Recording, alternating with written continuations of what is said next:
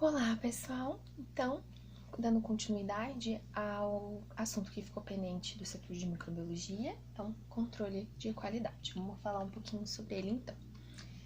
Então, os programas de controle de qualidade, tá? Eles podem ser internos ou externos.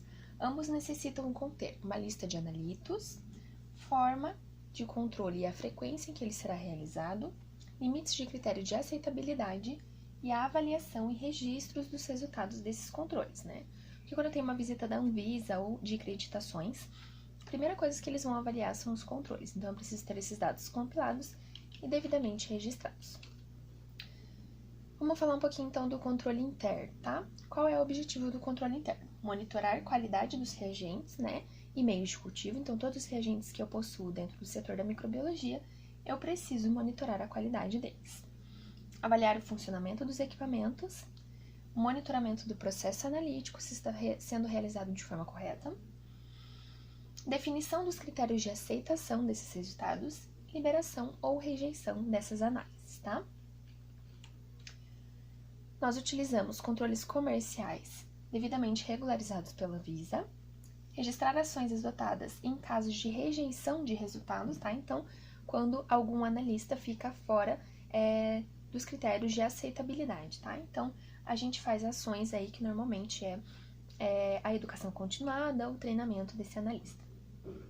Devem ser analisados da mesma forma que uma amostra de um paciente e precisam ser monitorados, documentados e avaliados, tá? Bom, então no controle interno nós temos dois, os interanalistas e o controle de equipamentos e insumos. Então, vamos falar do interanalista. O interanalista, então, ele é um conjunto de ações que visam proporcionar maior segurança, eficiência e qualidade na realização dos exames, tá? Então, é para que todos os analistas presentes no laboratório tenham um padrão de interpretação e de liberação desses resultados, tá? Para que o paciente tenha aí resultados de confiança, de qualidade, ok? E não tenha discrepâncias nessas liberações aí, ok? Deve ser realizado pelo menos uma vez por mês por todos os analistas do laboratório. Alguns laboratórios fazem mais vezes por mês, tá? Mas aí fica a critério do mesmo. Mas pelo menos uma vez por mês, tá, pessoal? No mínimo aí. Então, vamos lá. Interanalistas. Quais são os nossos objetivos, né? Quando a gente faz o interanalista. Então, é ter um padrão de leitura, tá? E um padrão de interpretação. Então, padrão de leitura e interpretação desses exames. Caso algum analista fique fora desses padrões, nós realizamos a educação continuada, tá? E o treinamento desse analista. Evitar discrepâncias no resultado, então, para que todos façam a liberação e interpretem esses resultados da mesma forma. E evitar erros também na liberação desses resultados. Controle dos equipamentos. Em todos os laboratórios deve ser realizada a manutenção preventiva para um funcionamento apropriado e adequado dos equipamentos.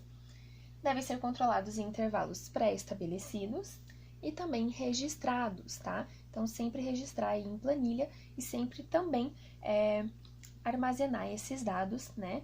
Quando eu tiver uma visita de Anvisa ou de acreditações. Então, vamos lá. Controle dos equipamentos, manutenção e limpeza, tá? Então, manutenção e limpeza do setor, né? Manutenção dos equipamentos, limpeza dos equipamentos e a limpeza do setor deve ser realizada diariamente, uma vez por dia ou mais vezes também, se necessário. Controle de temperatura deve ser também realizado diariamente, tá? Incluindo a temperatura ambiente. Controle de temperatura a gente sempre realiza aí pelo menos 2 vezes no dia, tá? Na parte da manhã e na parte da tarde. Aqui a gente tem uma tabela, né? Então, de frequência de manutenção dos equipamentos. Então, deem uma olhadinha nos slides de vocês. Um exemplo aqui é o microscópio, né? Diariamente eu preciso fazer a limpeza desse microscópio. Mensalmente, a limpeza interior das lentes. E semanalmente eu preciso fazer a lubrificação desses microscópios, ok? Então, deem uma olhadinha lá, tá? Cada equipamento a gente tem aí as manutenções diária, semanal, mensal, semestral ou anual, tá? Meios, reagentes e kits. Na recepção do material, a gente já começa a fazer a análise do controle de qualidade. Então, o que a gente vai verificar? se não veio nada quebrado, se não veio nenhum material contaminado, nenhum material que sofreu hemólise, aparência e evidência de congelamento ou superaquecimento, e a gente precisa ter aí as FISCPs. O que são as FISCPs, tá? É uma ficha de informação e segurança do produto. Então, todo produto que a gente possui dentro do nosso setor, a gente precisa ter a FISCP. Ela vai me dar todas as informações de perigos, né?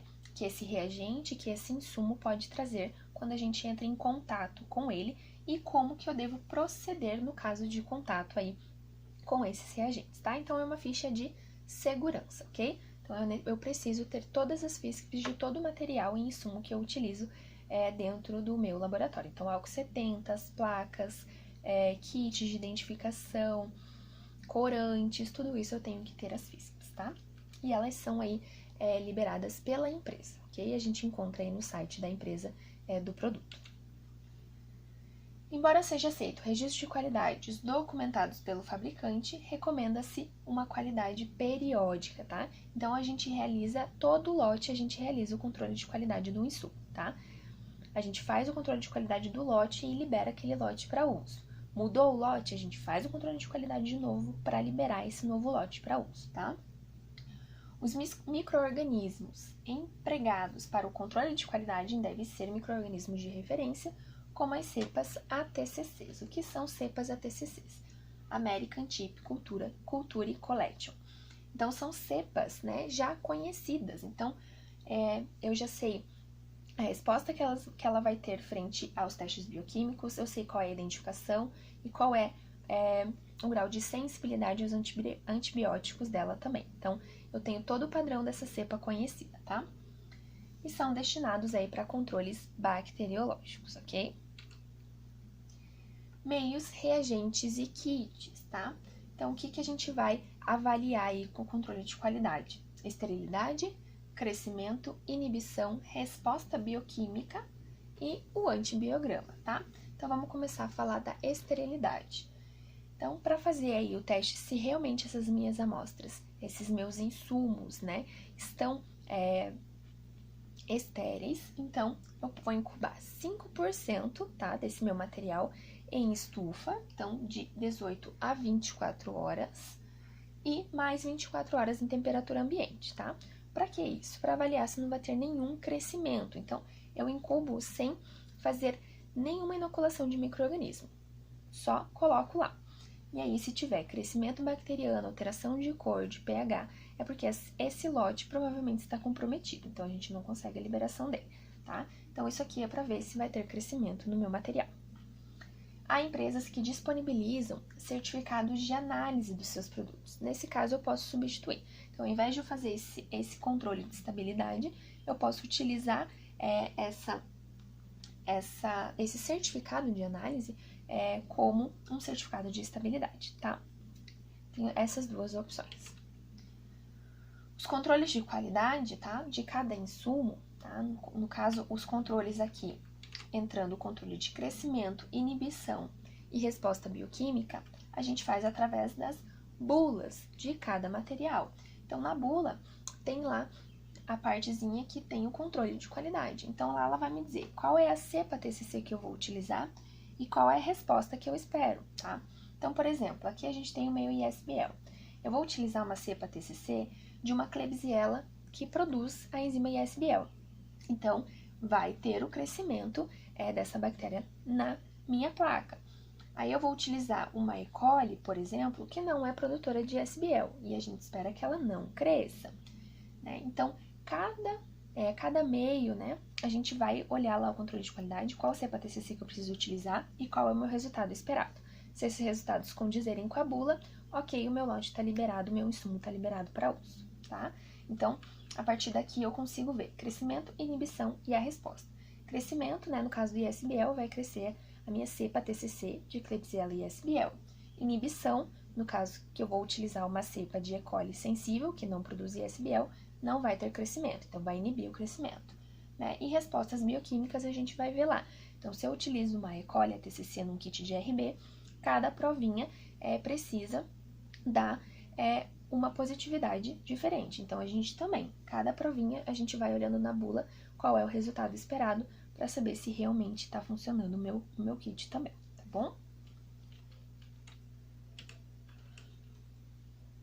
Né? Então, voltando lá. Então, a gente falou agora, né, da esterilidade, né, que eu utilizo esses controles na bula, e agora vamos falar do crescimento, mais especificamente. Então, a gente inocula no meio, tá, um isolado específico e de acordo com as características esperadas da cepa teste frente ao tipo de meio. Então, o que eu comentei agora, né?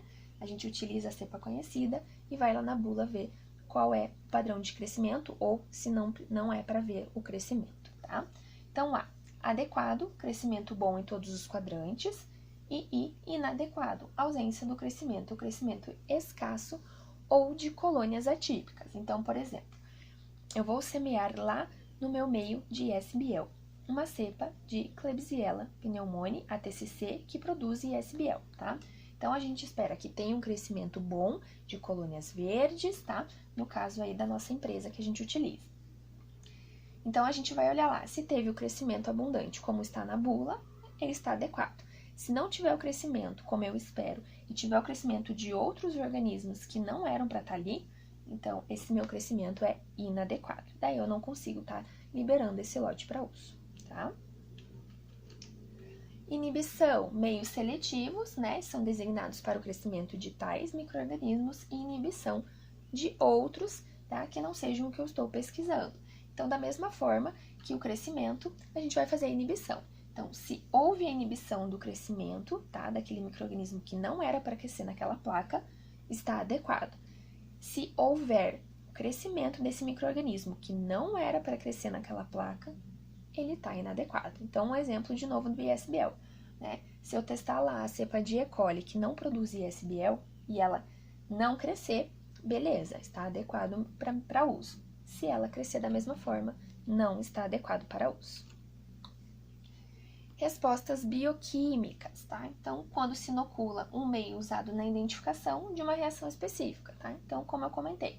Então, um exemplo aí, kit de enterobactérias, reação de catalase, coagulase, o antibiograma, camp-teste e outros. Então, por exemplo, coagulase, eu vou utilizar uma cepa TCC de áureos, tá? E uma cepa ATCC de enterococcus, por exemplo. O enterococcus não pode virar coagulase e o estáfilo vai virar coagulase, né? Ou um Staphylococcus aureus e um epidermides, né? O Staphylococcus aureus, ATCC, vai virar coagulase e o Staphylococcus epidermides, ATCC, não vai virar coagulase. Então, quer dizer que meu reativo de coagulase está funcionando bem. Antibiograma, como eu comentei com vocês, também eu já tenho, né, o padrão de sensibilidade dessa cepa TCC conhecida. Então, também eu posso saber e averiguar se o meu meio de Miller-Hinton está funcionando bem e se os meus antibióticos também estão funcionando bem, ok? Então, antibiograma, tá? Deve ser realizado também com as cepas ATCCs, né, conhecidas, e os antibióticos específicos para cada material. Então, a gente vai fazer também isso aqui uma vez por mês, pelo menos, e nas trocas de lote do Miller-Hinton, tá? A gente vai utilizar aí como se fosse a amostra de um paciente. Então, por exemplo, vou utilizar um Staphylococcus aureus, eu vou fazer o meu antibiograma mais completo, que seria CGP para urina, tá? Que é o mais completo, engloba mais antibióticos. E aí, eu vou lá no meu padrão para ver se ele está fazendo os halos do tamanho que teria que fazer. Se ele está sensível para os antibióticos, deveriam estar, e resistente, né, se for o caso, aos antibióticos, que deveria estar também, tá? Então, aqui eu consigo ver tanto a qualidade do meu meio de Miller-Hinton, quanto dos meus antibióticos também, que também preciso fazer o controle de qualidade deles, tá? Aqui a gente tem algumas cepas ATCCs, deem uma olhadinha, tá? Então, por exemplo, a E. coli ATCC 25922, ela é uma cepa que não produz beta-lactamase, então ela não é ISBL positivo, tá? Já a TCC 35218, ela é uma beta-lactamase positiva, então ela é produtora de ISBL, tá? A gente tem aqui áureos, né? Tem o áureos 25923, que é uma cepa muito sensível, mas o áureos 33591, né? TCC 33591 é uma cepa de MRSA, tá? Então, deem uma olhadinha lá nas ATCCs, tá? Também tenho TCCs de leveduras, de cândidas. Então, veja lá, eu tenho Candida albicans, Parapsiloses, Cruzei tropicalis, que eu posso utilizar aí como controle de qualidade do meu meio cromogênico, o agar cândida. Então, eu posso semear as 3, né, que eu consigo identificar e ver se elas estão crescendo da cor que é para crescer diante da bula, tá? Qual é a frequência que é realizado os controles? Então, a cada mudança de lote, tá, dos insumos, a gente precisa fazer esse controle de qualidade para liberar esse lote para uso. E uma vez por mês, tá, eu também realizo como se fosse uma amostra de paciente normal. Então, uma vez por mês, eu também faço o kit, por exemplo, de RB e o antibiograma para BGN, eu realizo catalase, coagulase e o antibiograma para um Staphylococcus aureus, tá? Como se eu fosse fazer a rotina de um micro-organismo que cresceu da amostra de um paciente da rotina normal, tá? Então, a gente faz uma vez por mês, tá? De todos os testes, CGP, para estáfilo, estrépito, enterococo, para BGNs e não BGNs fermentadores e para BGNs não fermentadores.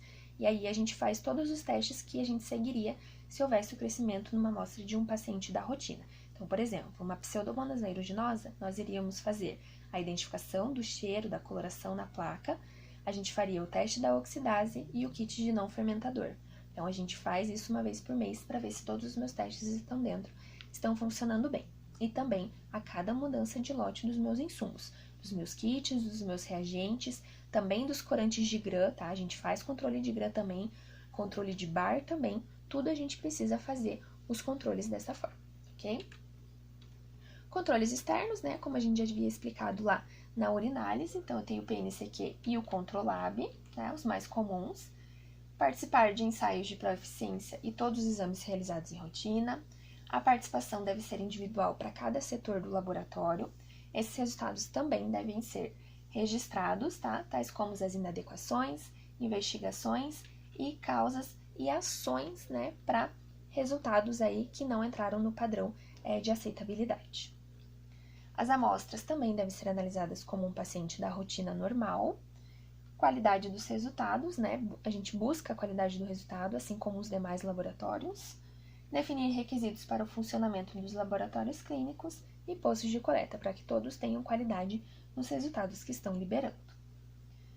É obrigatório pela RDC da Anvisa. Compara os resultados entre os laboratórios para ver se está todo mundo no mesmo padrão de controle de qualidade. Detecção de não conformidades, então eu vou detectar aí não conformidades no meu processo, né, que vai me ajudar a melhorar e entrar num padrão mais alto de qualidade também. E realizado uma vez por mês, tá? Esse é sempre uma vez por mês. No caso do Controlab, às vezes eles mandam aí mais de uma vez, tá? Certo, gente? Então, dúvidas, tá? Me falem e a gente vai sanando aí. Tchau, tchau, obrigada!